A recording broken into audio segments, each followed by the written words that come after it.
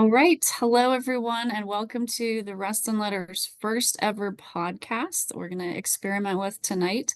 I'm Dawn Crossan, owner, publisher, managing editor of the Reston Letter, and we're a community newspaper. We've been around for a year now. We publish a 12-page monthly physical newspaper to Reston residences and businesses. We started last January with printing 15,000 copies. And we are now going to, this January, start printing and shipping 18,500 copies all around Reston. And we are not able to get to afford yet to get to everybody's house, all the residences in Reston. But we are expanding and we've been welcomed by the community in so many great ways. So we use the postal service to get them to the residences, and we hand deliver to the businesses and community center locations, the library. We're on social media as well, but our main product is that physical copy of the newspaper. So yep, there's our pretty cover for this month. I am a high school teacher. I've lived in Reston for 20 years. Just had this idea that a paper would be really cool for the town. And I thought, important, something that we were missing. And so started it a year ago after, looking at doing a little bit of research about newspapers in general. People have stepped up. I've got an amazing group of volunteers who've just come out of the woodwork, who love Reston. And so it's been a really amazing year. So we decided, why don't we just try a podcast? So this is going to be our first shot at it. And so I'm joined tonight by Chuck Cascio, who's written for the paper and has his own column. He's going to talk with us. And then we also have Laurie Dornack from the South Lake Sports Boosters, or Boosters in general, I guess, Boosters. And she has been fantastic and very influential in the paper's sports section since day one. So I wanted to now go over just real briefly the sections of the newspaper. So we start, our cover is mainly going to be news related, Reston related news, new businesses, maybe events that have happened. And then the bulletin section is mostly, community features on new businesses, spotlights, lots of different groups and nonprofits highlighted there. And one of the things that I've really liked doing, and we haven't been able to do it every issue, but is highlight just Restonians, just highlight the just unique people, some people who've been here their whole lives, some people who, everyone has amazing stories. So that's the kind of stuff that'll be in the bulletin. We also have stuck in a few times the calendar section kind of in the bulletin too, which is just about upcoming events. And then in the education section, which was very important to me to have, because there are just amazing things happening in our schools all the time. And you don't read about it in the news. You don't read that awesome stuff very often in news. So I've got, contacts at all the Reston schools, including Herndon Middle and Herndon High, since Reston students, some Reston students go over there as well. And they send in pictures, they, do little write-ups. I've got, the theater programs have both been very involved in sending in, all kinds of cool stuff. And I've done, public schools, private schools. They're all, love to be. I had a kindergarten class, I think it's right there, who wanted to, the kindergarten teacher came in, got copies for all of her students because they were all featured there on that big picture. Yeah, right there. Yeah. So anyway, the education part is fantastic and was really important to me to have that in there. Then we've got sports, and for sports, we cover South Lakes Seahawks sports, we cover Herndon High School sports, and then youth sports in the area. So, Little League, the soccer leagues, like wrestling, basketball, the all the kids sports out there. So try to feature, something in youth sports every month if we can. In the opinion section, which is only one page, we have a mysterious writer, very mysterious writer, who calls himself Restonian, with his satirical take on whatever Reston issues he wants to write about. Still have never met the guy, but he's been great. We've got a psychologist, a local psychologist, who's been writing a Q&A kind of column on the opinions page as well, Dr. Sherwood. And I think so in December, she wrote about New Year's resolutions and kind of the importance of not thinking that they had to start at New Year's or be, confined to a New Year's idea. And then we've got the lifestyle section. The lifestyle section is I usually do a restaurant review. We have the Reston Environmental Advisory, gives us seasonal tips. And then there's usually a neighborhood spotlight as well. So, and that's written by a realtor who just spotlights one of the Reston neighborhoods. So, anyway, that's the layout of the paper, and I'm gonna let Chuck talk about his help, what he does in the paper. So, Chuck, take it away. All right. Well, thank you, Dawn. And let me just say this too: that I, from day one, in hearing about the Reston letter and then meeting Dawn, I've been so impressed with the initiative that you've taken and filling what have often thought of as a much needed void here in the Reston community. There's so much going on in the community, as you've indicated, that doesn't get covered, and now you're covering it, and it just was a great concept on your part that you followed through on, and just putting a tremendous amount of time and effort into it. It's a pleasure on my end to be a contributor regularly, to the letter. I write the column Making an Impact, and the column is devoted to each issue. I feature a South Lakes High School graduate who not only is doing well in their professional life, but they are contributing to society in some way. And it doesn't always have to be the local society here in, the Reston area or Northern Virginia. In fact, the people that I've written about, have contributed in many ways throughout the country. Making an Impact tries to show in the column that Reston, growing up in Reston and attending schools in Reston, does have a powerful role in the lives that people play. And it's just incredible. I sort of got the idea for doing the column from, I taught at South Lakes High School from the day that it opened in 1978 until I left in 1996. So 18 years, at the school. I've lived in Reston since 1971. So I got to know the community really well, and have seen its growth.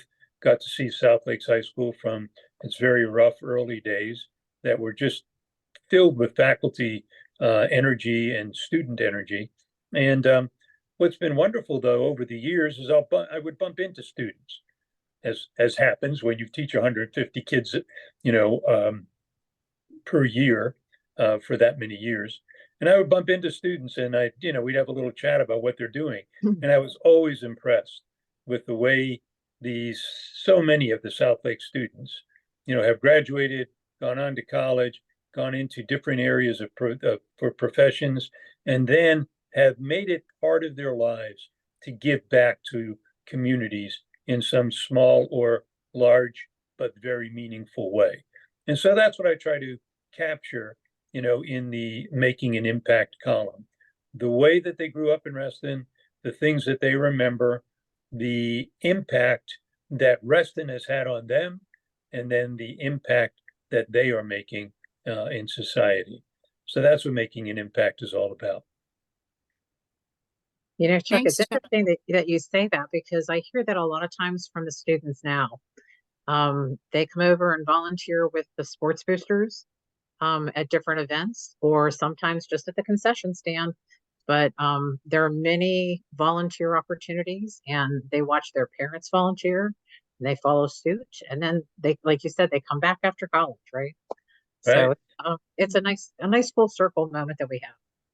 Yeah, Mhm. it's also in the process of doing the interviews, with the people that I feature.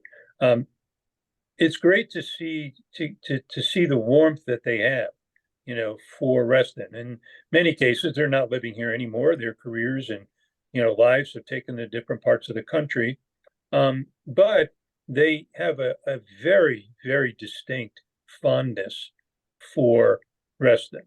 I mean, inevitably, they will talk about the paths in Reston and Mhm. how they walk the paths, okay, and they would be with their friends and they would discover things as they walk. I love hearing those kind of things. Or they Mhm. would sneak out at night and jump into one of the lakes or something like that. um, there's a real bonding that the community provides, and as sometimes as we're living in the community we don't always see it. So I try to bring that out in the column, the making an impact column that I write. Most recent example in the issue that is current of the letter that's currently out there is Kurt Rose. And Kurt Rose was a student at South Lakes High School back in the 1980s. And, he just started, he heard about a job working with a jeweler while he was in high school, okay, in the community. And he started working, with this jeweler. And he learned the jewelry business from the ground floor up. And now Kurt, owns his own business right just outside of Reston. He still lives in Reston. He feels a great devotion to the community, and he is giving back. And this is what's really important to me, because it is the part of making an impact. He became so committed to the needs of the children in the community that he started something called the Rose Siegel Foundation. And the Rose Siegel Foundation gives raises funds with a specific purpose, and that purpose is to purchase books for elementary school students, not just something that they can hold on to during the school day and study, but that they can actually own and take home with them and read and talk about with their families. So that's a great Kurt's a great example of giving back and making an impact. And again, that's what I try to capture in the story. And every time I bump into almost every time I bump into a former student, there's a story that they have to tell about how much they love the community and how much the community influenced their lives. And they are now doing something that affects the communities where they live now or the larger community, the country itself. Chuck, can you also say or tell readers a little bit about what they can expect from the January issue? You'll be writing about for the next issue? Oh, I'll be happy to. I'll be writing about Jessica Ahrens. Jessica graduated from South Lakes. I'm not sure exactly the year. It was the early 1990s. I'll, of course, get the exact year for the story. I've had one interview with her so far. I'll have more. But she is working with the American Civil Liberties Union. She now lives in suburban Maryland and has been working with the ACLU for a number of years. And she is, really committed to all of the goals of the ACLU, but particularly to women's rights.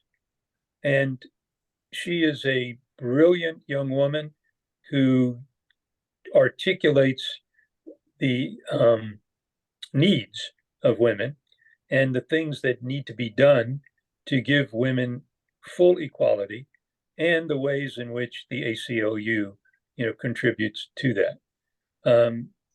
And Jessica is one of these people, though, that you can just sit down and chat with her, and it's not, like you're talking to some, you know, genius academic person that wants to impress you. Not at all. She's certainly a genius in the things that she does. She certainly has proven to be a genius in the academic life that she led.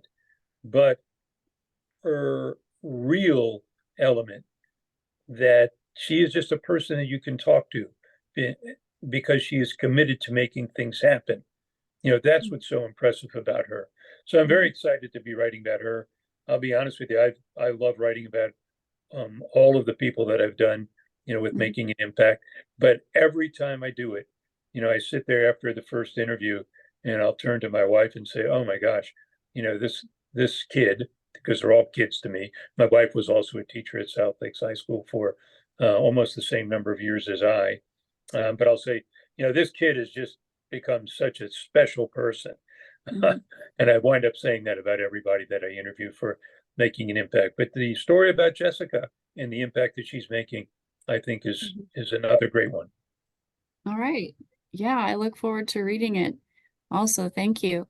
I definitely can relate, and I haven't taught as long as you did, but to running into random You know what it's students like, yeah. from a long time ago. Right. Yeah, in fact, yeah, I have some on staff with the letter, some former students who, are fantastic. Anyway, so thank you, Chuck. I'm glad you've been able to contribute. I think that column's done it's gone very well and been well received. I think it's really cool. Very cool idea that you had. Um, so okay, so Laurie, I you know what? You tell the story because I don't even remember how I think I met you through social media, something like. Anyway, Laurie, please take it away. So, like Chuck said, this has been it's a very different path for me from what I do day to day in my professional life, but um, really just a joy and a pleasure working with Dawn and with the team. Wasn't sure where it was going to go, but I was excited about it given my volunteer role with the Seahawk Athletic Boosters or South Lakes Sports Boosters. We had established for the last 4 years or so a stronger presence in our social media space across Facebook, Instagram, Twitter, and now Threads. But um, I was really missing sort of that local newspaper place where you can get at the end of the grocery store in some communities, and you could see oh, there's my daughter's name and how many baskets did she make this game. So that was the environment that I kind of grew up in, right? But so this was a natural extension from the social media news and information that we share.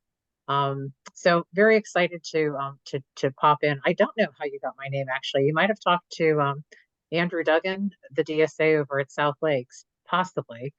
Yeah, Um, I don't even remember either. who, I think who spread that name, huh? I don't know. But it was we when we did meet that first time. I know there was a gentleman from Herndon High School also, Mhm, and it was again just described as how can we share the news of mhm, these two local high schools serving all the students that live in the Reston community. So there's so much that excuse me that the schools offer our students, not just the athletics, but as you touched on, Don, the activities and the performances that come out of our theater arts programs, mhm, as well as, if you're into the athletics or into even the STEM programs, everybody that drives down past Lake Thoreau can see the product coming out of our STEAM, actually, I called it STEM, actually, our STEAM program, which is the combination of both the arts program and the science and technology and engineering management programs. So a lot of good things. And I think once you um, don't have somebody who's involved and engaged in the high school activities, it can become very, very easy to kind of lose track of it. And, mhm. during the holiday season here, wonderful concerts that are being performed and kind of a, nice way to stay in touch and to hear what's happening within our community. So through the booster marketing role that I have, it was again one of those extensions of it that kind of was my first big interest on it. And then the next problem became Dawn calling up and saying, "So what are you going to write about this month?" And I'm like, "Oh yeah, there's that problem, right?" So um, we usually have a little bit of I in the beginning I was really leveraging a lot of our little blurbs and news pieces that we have on social. But you know, you're limited in space. Sometimes it's the number of characters on Twitter, and you can never quite tell the full story. So we would take some of those as a leaping off point to blow out the fuller story. There's our December issue with the football team, and tell a little deeper story about what happened this past fall season, where this group of 30 seniors were on this team, and it was, as the headline said, a season of firsts. Their first Concord District Championship, their first perfect season. They went 10-0. So it was, a lot of different interesting elements to this, and we had a number of different items leading up to this point, but this was sort of the story after the season came through. We're able to talk a little bit more about the individuals that were part of helping athletics be successful. This group of gentlemen, you can tell they're really shy. I said, "Can I get a picture?" And they said, "Sure." And everybody mugged for the camera quite nicely. But three of these gentlemen all had sons that played football at South Lakes years ago. And for the last, I think it's 17 or 18 years now, they've been volunteering through the athletic department, um, supporting home games as the Seahawk chain gang.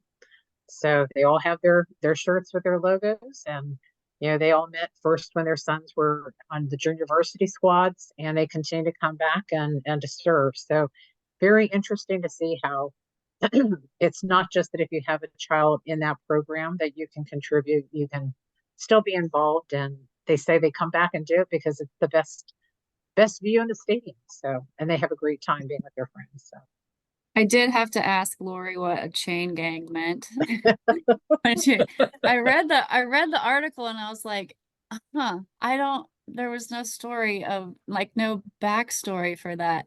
But she had to explain to me that it's the people who hold the things on the sideline. This is why I I'm like, need help on the sports page. the people will know what this is. It wasn't a code. Yeah, yeah. No, but again, these are gentlemen. Two of them actually don't live in Reston anymore. They've moved just a community over. But again, it's a great way to show an opportunity where you can get involved. But in this case, this was also a blend of being able to say thank you, and we need to be able to do that too. So Yeah. so yeah, a lot of collaboration goes on with these articles. Sometimes I know maybe 3/4 of the facts, if you will, that are in there, but I'll usually work with Andrew Duggan, who's our current director of student activities, serving both for the clubs and sports teams. But he'll give us a thumbs up on sort of the general topics. We've gotten quotes in the interviews with the coaches, in some cases, students. We've highlighted some of our student photographers as well. Very active program where the kids were interested in shooting sports. I think it's become sort of a new thing where they can put together videos with the music to support the action. But the one young lady we focused on, she was very interested in capturing her friends who were playing freshman and JV sports at the time through the social media. That was a place where I didn't have sort of an input coming in. So Daniela's work, not only was it excellent, but it gave us an opportunity to share and highlight some of the underclassmen on the activities. So Andrew will also be my final fact checker before I hand things over to you, Dawn. But he'll give us the blessing, if you will, for yes, this is this works for sharing with the Reston letter and to be published. So yeah, and the whole contributions from the school for both the education section and for the sports section has really been quite an evolution. For Herndon, we finally fixed it so that it's, the coaches basically just do a little update. And then if there's a story, I've kind of got some eyes out there, and, if there's some, athlete that we should highlight, or, some accomplishment, that's kind of how that all evolves. So, anyway, go ahead, Laurie. You wanted to talk about next month, what to look Sure. forward to, or? Yep, absolutely. We have, I think for as much as you've seen news from our track and field program, we had a number of students, actually five of them, five young ladies who went on to be multi-state track champions, and then also competed and won at a national level. So we had highlighted them, and they again are having just a tremendous year this fall season in cross country, and going into their indoor season as well. So we'll be talking probably a little bit more about them as they continue their successes out on the courts and on the tracks, I should say. In January, I do have a plan for a fall summer. We had roughly 275 students who competed in our fall sports programs. And then just to kind of, again, quickly summarize, where were they recognized at the district or region or state level? Obviously, the football team captured all of our attentions this year with their accomplishments, but we also have a very high academic performing group here as well too. So I don't have all those stats right at my fingertips, but those will be some of the things highlighted in that article. The other two articles are around our wrestling program and our boys basketball program. Our wrestling program brings back two young men who are former state qualified athletes. So since he was a freshman, he's a junior now. And I think the other one too is a freshman. So 3 years of, he's now a senior, have been competing at and winning at district and regional levels, and also competing in the state tournament. It's a young team. A number of new freshmen have joined the varsity squad, and they had quite a nice, successful tournament out here at Rockridge in Ashburn just this past week. So as a sport, probably not one that is quite as mainstream as we think about with Yeah. basketball and football. Mhm. But we do try, I've been trying at least to capture a little bit of all the 24 different sports that South Lakes offers our students, Mhm. and to shine a little bit of a light on them. It doesn't always have to be about all the winning, although that's the Mhm. easy one, right? Yeah. Where, Yeah. that's what people are interested in. Mhm. Boys basketball as well. This team this year has 9 seniors on it, going into the start of this season, so far undefeated. And they have high goals, lofty goals of taking it all the way to the state championship this Mhm. year. So I think we'll have a nice interview with those seniors, and also with Coach Desmond. Yeah. So very cool. Yeah. I wanted to say, another little thing I want to just stick in here for this first podcast was, um, I was going to have Casey. Casey had a migraine. She was going to come and join us tonight. But I kind of wanted to just talk through really quickly, the process that we've kind of landed on for the articles that we find. And it's so interesting to me because it'll be, we'll have a staff meeting. I've tried to do it in person. We've ended up doing plenty virtually too. But it's like we get together and everybody just like, all these different people who are involved in so many different areas in Reston, everybody has ideas. And then there's some writers who write for me every month who are like, just tell me what to write about.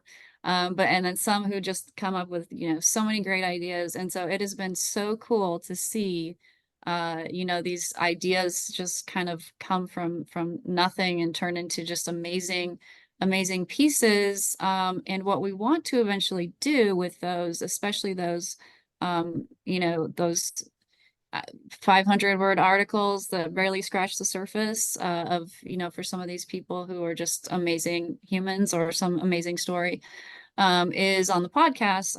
I want to interview those people. So it's, you go from reading a little bit about that person or that situation, that story, to being able to, find out even more in an interview. So that's kind of another vision that I have for this podcast, should things go well with it. So John, you bring up something that's interesting because I was thinking about it as I was getting some notes together for this call. But the collaboration within your I was gonna call your squad, within your team, of people here. I mean, we started off with oh yeah, let's do this small piece about the Baron Cameron Cup during Yeah, football season. that was so And fun. it was great fun. And I thought, okay, great. We can put together, a 500-word article, 300 maybe. So I started digging into the history of how did it happen? When did it start? I didn't know that South Lakes did have a football team till 1980. I thought that always existed. But, I learned things as I went digging, found old pictures from the Connection newspapers. And then through your collaboration with other members of the team who I don't work with at all, really. We Mhm, ended up going from this, small article to a two-page spread mhm, that showed and highlighted all the graphics that you would like to see with something like this as well. So that was mhm. tremendous fun to be able to kind of do that and to see all the different talents kind of come together to make something really interesting. So Yeah, that was very cool. I did not know anything about the Baron Cameron Cup, right? Not a bowl. yes, It was a cup, right? Okay. Which yeah. We figured that out, thankfully, before we after I got done published. calling it a bowl for a long time, Yeah. things like this. Um, yeah. But yeah, the Baron Cameron Cup is the annual game between Herndon High and South Lake. So yeah, we covered that. Ended up being a two-page spread. Just went into this, and this is like just life, right? At least for me, maybe it's the teacher part of me, but like just scratching the surface of a story and then digging deeper and just I guess it's rabbit holes, but it's just so fun. It I was. love that. Yeah. And Dawn, So I was just going to say, Dawn, I think I think it's a great idea to, in future podcasts, to invite, some of the people that have been mhm, featured. Because I know, when I finish my making an impact pieces, I always wish I could, mhm, tell more, mhm, or even more than that, to have other people mhm. actually hear these individuals that, Yes. Yep. grew up as toddlers in Mhm, Reston, and mhm. now they're doing what that's a great idea. I Yeah. really hope you'll follow through with that. Yes. I think yeah, that's definitely in the plan. That was an idea we've been toying with for a while now. And then I just yeah, met Steve the other day and we're like, oh, let's just go ahead and start this. So here we are. Um with our first podcast wrapping up. Did you either of you have anything else to say or I'll just wrap up with a congratulations on the first year. It's been thank you. a pleasure working with you on this and looking You forward as to well. 2024. Thank I you. Yeah. And I will toss in my congratulations as well. It's been a pleasure.